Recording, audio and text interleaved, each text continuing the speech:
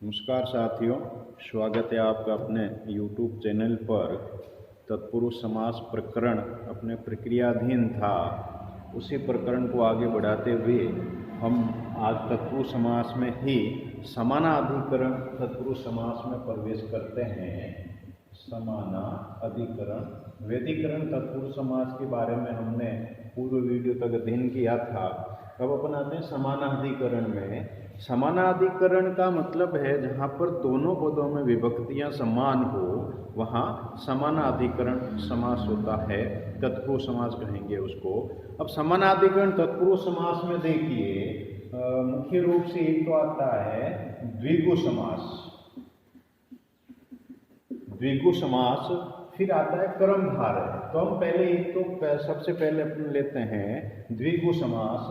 द्विगु समास का सूत्र आता है संख्या पूर्वो द्विगु, संख्या पूर्वो द्विगु, यानी जिस समास में पूर्व पद संख्यावाची हो, पूर्व पद संख्यावाची हो, उसे द्विगु समास कहा जाता है। पूर्व पद संख्यावाची हमने अव्ययीभाव समास में भी पढ़ा था, परंतु उसमें उत्तर पद में वो नदीवाचक शब्द होना चाहिए था। यहाँ नदी संख्यावाची पद से परे नदीवाचक शब्द आता है तो अव्ययीभाव समास हो जाएगा। अन्यथा नदीवाचक के अलावा अन्य कोई भी पद आता है तो वो द्विगु समास हो जाएगा। अब द्विगु समास है वो हमेशा जो समस्त पद होता है वो द्विगुर एक वचनम, द्विगुर एक वचनम। द्विगुर एक वचनम का मतलब है कि द्विगु समास में जो समस्त पद बनेगा वो हमेशा एक वचन में होगा, एक वचन में होगा और वो समाहार एकत्व का प्रतिपादक होगा, यानी कि समाहार एकत्व, समाहार एक वचन में, यानी कि संख्यावाची पद पूर्व में आएगा और द्विगु समास हमेशा समाहार अर्थ को बताता है और फिर उसका प्रयोग जो समस्त पद बनेगा वो एक वचन में हो जाएगा। और उसी प्रकार से सनपुंसकम एक वचन में प्रयुक्त होने के बाद में भी सनपुंसकम, यानी द्विगु समास है वो समस्त पद है वो नपुंसक में होगा। अब देखिए पूर्व पद संख्यावाची, फिर समस्त पद है वो समाहार एक वचन में और एक वचन भी किसमें, नपुंसक लिंग में। तो समाहार एकत्व का प्रतिपादक होता है द्विगु समास। पूर्व पद में संख्यावाची शब्द आएगा।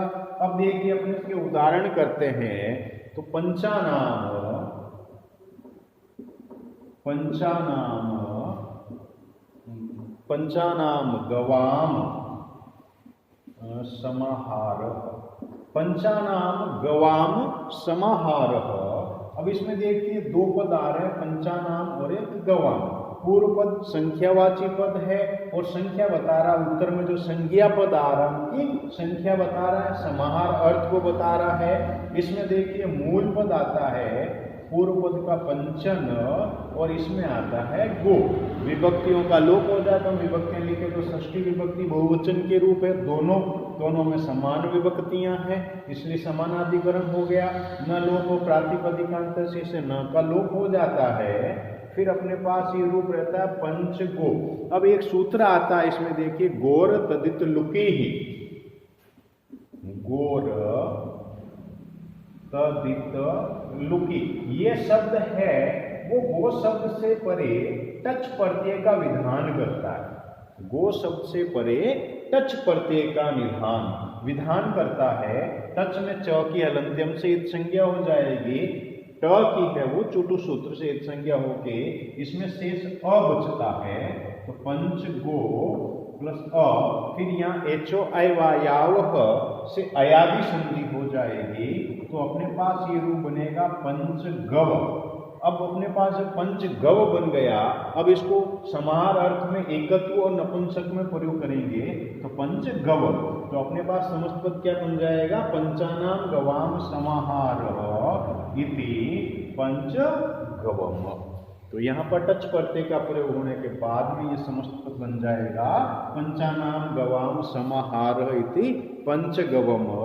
उसी प्रकार से पंचानाम पात्राणाम समाहारः इति पंच पात्रम। यहाँ पे पंचन न का लोप हो जाएगा, उत्तर पद में पात्र, दोनों में षष्ठी विभक्ति बहुवचन का प्रयोग हो रहा है, पूर्व संख्यावाची है तो द्विगु समास हो जाएगा।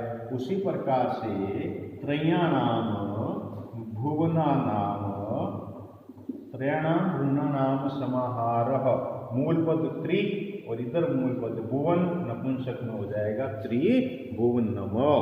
उसी प्रकार से चतुर्णाम युगानाम समाहारः, चतुर्णाम युगानाम समाहारः, यहाँ मूल पद चतुर, यहाँ मूल पद युग, तो रूप बनेगा चतुर्युग और इसमें नपुंसक एक वचन में बन जाएगा चतुर्युगम।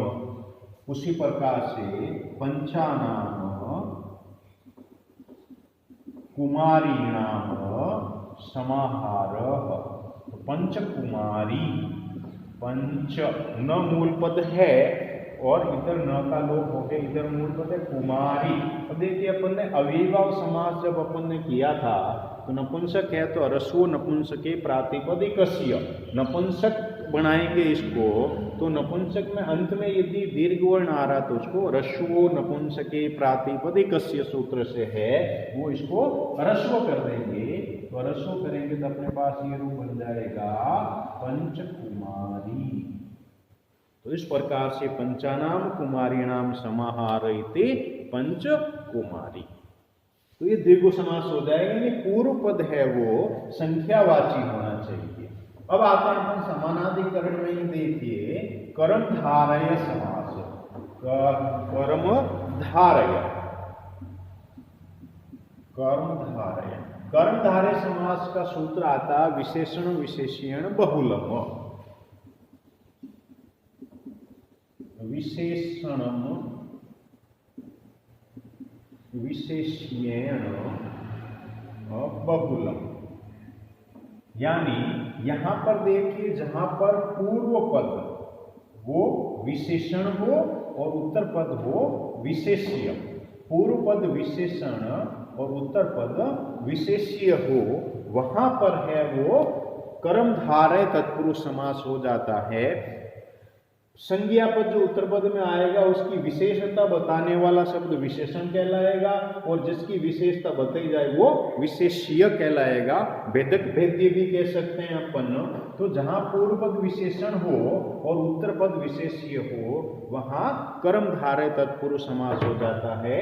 जैसे देखिए नीलम उत्पलम, विशेषण विशेष्य में समान विभक्ति लिंग वचन होगा, नपुंसक एक वचन, ये भी नपुंसक एक वचन। तो यहां पर देखिए मूल पद है नील और यहां है उत्पल, नीला कमल, यहां पर ये विशेषण हो गया, विशेषण बता रहा है किसका, उत्पलम का, कमल का, ये विशेष्य हो गया।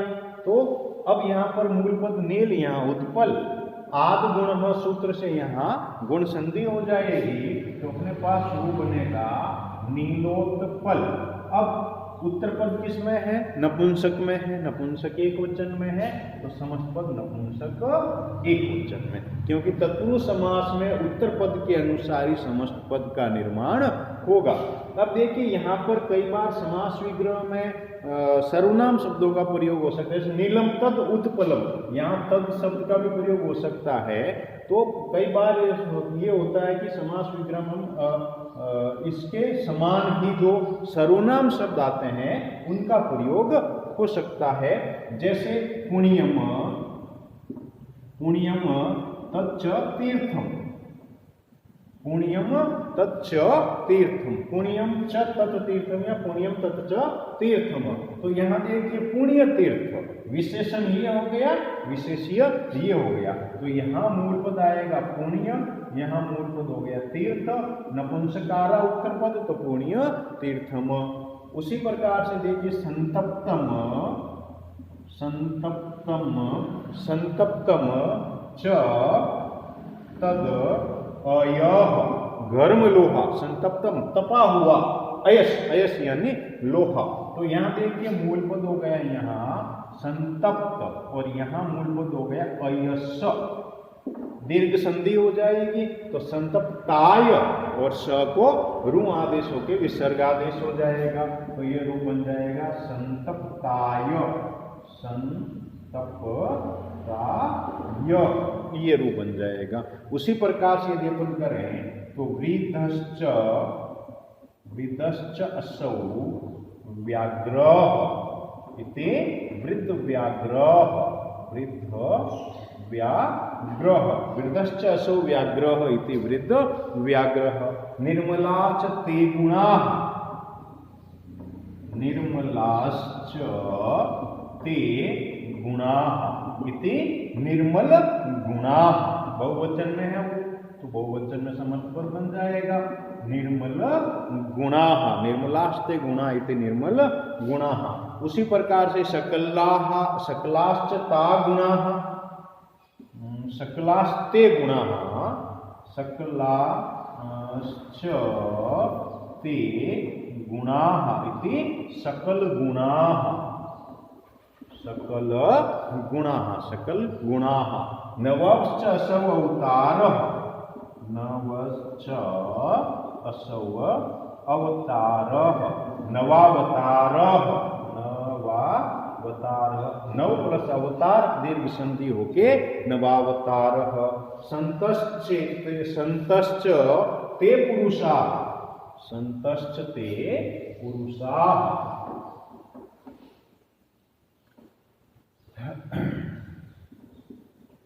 संतश्च ते पुरुषाः इति सत्पुरुषाः, सत्पुरुषाः, संतश्च पुरुषा इति सत्पुरुषाः। महांश्च असौ वृक्षः, महांश्च असौ वृक्षः इति महावृक्षः, महत् शब्द आएगा मूल, महत् में फिर महावृक्षः ये हो जाएगा। अखिलानि भूषणानि, अखिलानि, अखिलानि तानि भूषणानि या अखिलानि भूषणानि इति अखिल भूषणानि, अखिल भूषणानि। उसी प्रकार से कृष्णा चासौ चतुर्दशी, कृष्णा चासौ चतुर्दशी इति कृष्ण चतुर्दशी। तो इस प्रकार से देखिए यहाँ पर पूर्व पद विशेषणवाची शब्द का प्रयोग हो रहा है, उत्तर पद में विशेषीय शब्द का प्रयोग हो रहा है। तो जहाँ विशेषण और विशेषीय शब्दों का प्रयोग हो वहाँ पर है वो कर्मधारय तत्पुरुष समास प्रयुक्त होता है। आज हम यहाँ तक पढ़ेंगे, अगले वीडियो में हम फिर से मिलेंगे तत्पुरुष समास को और आगे बढ़ाते हुए। तब तक के लिए नमस्कार, जय हिंद, जय संस्कृतम।